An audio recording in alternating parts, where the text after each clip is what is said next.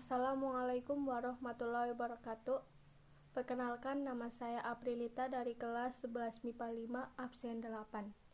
Di sini saya akan jelaskan sedikit materi tentang beriman kepada kitab-kitab Allah. Beriman kepada kitab-kitab Allah.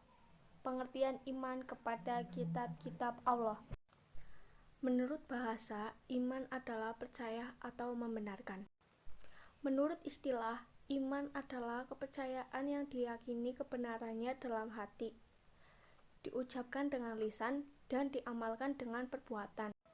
Jadi, pengertian iman kepada kitab-kitab Allah adalah meyakini dan mempercayai bahwa Allah Subhanahu wa Ta'ala telah menurunkan kitab-kitabnya kepada para nabi atau rasul yang berisi wahyu Allah untuk disampaikan kepada seluruh umat manusia. Hukum beriman kepada kitab-kitab Allah adalah fardhu ain, artinya wajib bagi setiap orang yang beragama Islam. Dalil iman kepada kitab Allah Subhanahu wa Ta'ala. Ya ayyuhalladzina amanu aminu billahi wa rasulihi wal kitabil ladzi nazala ala rasulihi wal kitabil ladzi anzala min qabl wa man yakfur billahi wa malaikatihi wa kutubihi wa rusulihi wal yaumil akhiri faqad dhalla ba'ida.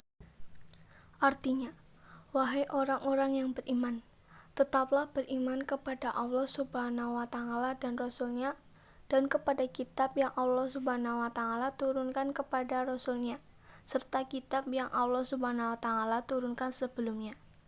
Barang siapa yang kafir kepada Allah Subhanahu wa Ta'ala, malaikat-malaikatnya, kitab-kitabnya, rasul-rasulnya, dan hari kemudian, maka sesungguhnya orang itu telah sesat sejauh-jauhnya. Surat An-Nisa ayat 136. Kitab-kitab Allah. Yang pertama, kitab Taurat. Kitab Taurat adalah kitab suci yang diturunkan atau diwahyukan kepada Nabi Musa alaihissalam sebagai pedoman atau petunjuk untuk Bani Israel. Taurat atau Torah berasal dari bahasa Ibrani, yakni yarah. Sebagai kata kerja, yarah dapat diartikan sebagai memberi pengajaran, mengajarkan, atau menunjukkan. Dalam konteks agama, Torah bisa bermakna ajaran atau perintah dari Tuhan. Isi pokok kitab Taurat. 1. Perintah meyakini keesaan Tuhan, yaitu Allah. 2. Perintah untuk tidak menyembah berhala atau patung. 3. Perintah untuk tidak menyebut nama Allah dengan sia-sia. 4.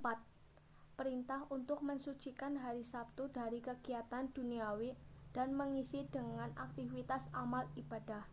5. Perintah untuk berbakti kepada kedua orang tua. 6. Perintah atau larangan membunuh sesama manusia. 7.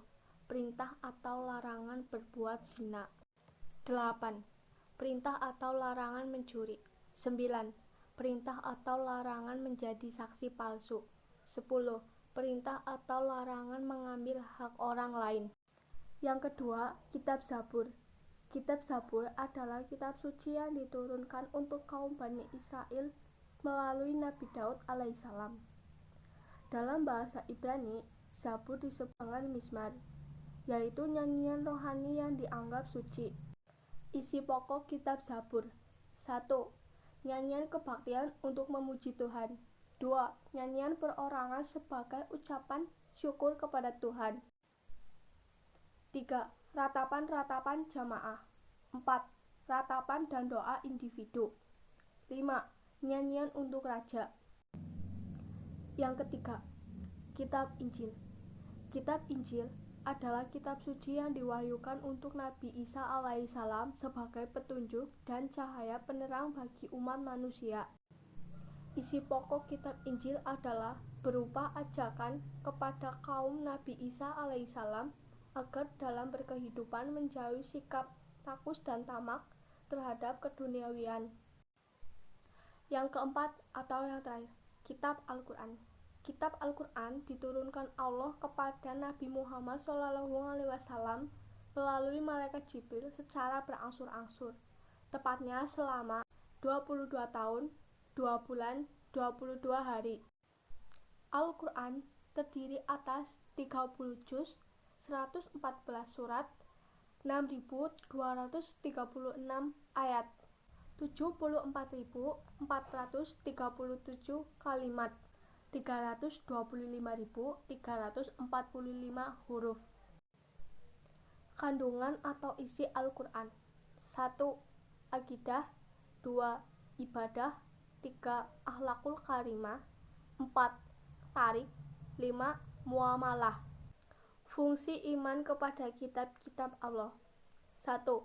Untuk meningkatkan kualitas kehidupan pribadi, 2. Untuk membangun kehidupan bermasyarakat, 3. Untuk menjalin kerukunan dalam hidup berbangsa dan bernegara.